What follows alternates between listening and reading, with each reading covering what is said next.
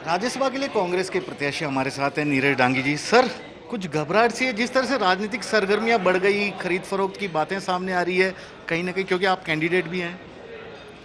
देखिए, खरीद फरोख्त की तो निश्चित रूप से बातें सामने आ रही हैं और इसका सीधा सीधा जो प्रश्न है वो भारतीय जनता पार्टी से ही है कि अगर खरीद फरोख्त की गुंजाइश उन्होंने नहीं रखी होती या खरीद फरोख्त की बात वो नहीं कर रहे हैं तो चौथा कैंडिडेट उन्होंने किस दम पे उतारा। संख्या बल कांग्रेस के साथ है, बहुमत पूर्णतः कांग्रेस के साथ है, 107 कांग्रेस के सीधे विधायक हैं। समर्थन के साथ के अंदर हम लगभग 125 के आसपास हैं। उनके पास मात्र 72 विधायक हैं। उन 72 के बदले में 125 का आंकड़ा बहुत बड़ा अंतर का आंकड़ा है। ऐसे में चौथा कैंडिडेट उतार के उन्होंने अपने खुद के प्रक्रिया पर प्रश्न चिन्ह लगाया कि उन्होंने चौथा कैंडिडेट क्यों उतारा। तो खरीद फरोख्त निश्चित रूप से वो करने की कोशिश करेंगे।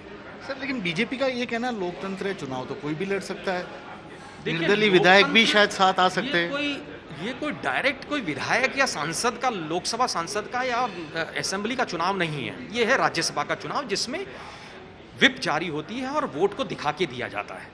ऐसी परिस्थितियों में जब सारी बातें सामने हैं उसके बावजूद चौथा कैंडिडेट खड़ा करके वो लोकतंत्र की बात ना करे कि लोकतंत्र में निश्चित रूप से राज्यसभा का चुनाव संख्या बल के आधार पर तय होता है और संख्या बल कांग्रेस के साथ है। सर, एक सवाल और, आपको वोट देने वाले विधायकों से भी बातचीत की, चाहे कांग्रेस पार्टी के हों, चाहे निर्दलीय हों या सीपीआई सीपीएम वाले, उन लोगों से भी बात कर रहे हैं। क्या मूड लग रहा है उनको? लग रहा है कि सही में कुछ कहीं ना कहीं गड़बड़ है तभी यहाँ इस तरह से, एक तरह से शब्द में यूज़ कर रहा हूँ, बाड़ेबंदी की गई है?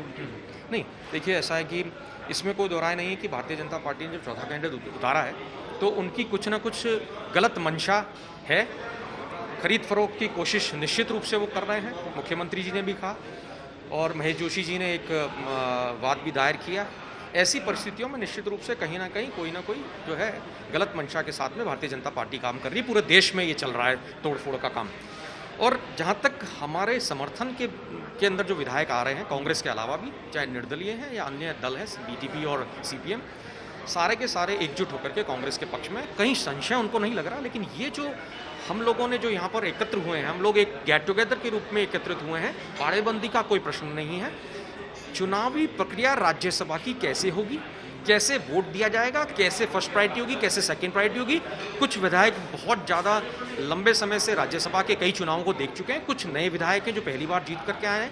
लेकिन प्रक्रिया सभी को पूर्णतः समझ में आ जाए, किसी तरह की कोई त्रुटि वोट डालते वक्त ना हो, वो पूरी प्रक्रिया भली भांति हर विधायक के जहन में रहे, उसी के तहत ये जो है गेट टुगेदर कांग्रेस के विधायकों का हुआ है। नीरज जी, एक आखिरी सवाल। बीजेपी तो बोल रही है कि हम कांग्रेस के कई विधायकों को लेकर आएंगे, निर्दलीय विधायक भी आएंगे। आपने भी खरीद फरोख्त का आरोप लगाया। क्या बीजेपी के किसी विधायक को आपकी तरफ लाने की कोशिश हो रही है? क्योंकि मेरा सवाल ये इसलिए था, 107 आपके विधायक हैं, 13 में से 12 निर्दलीय आपको सपोर्ट दे रहे हैं। क्या ये नंबर इंक्रीज हो सकता है आपका? लोकतंत्र की हम बात कर रहे हैं, हमारा आंकड़ा हमारे पास है। भारतीय जनता पार्टी का कोई विधायक आकर के वोट डालना चाहता तो हम उसका भी स्वागत करेंगे। नीरज डांगी है राज्यसभा के कांग्रेस के प्रत्याशी, साफ तौर पर कह दिया कि ये कोई बाड़ाबंदी नहीं है।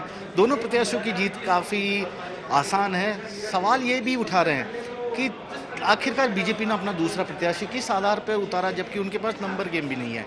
कैमरामैन दिनेश कुमार के साथ श्रीवत्सन, जयपुर न्यूज़ 24।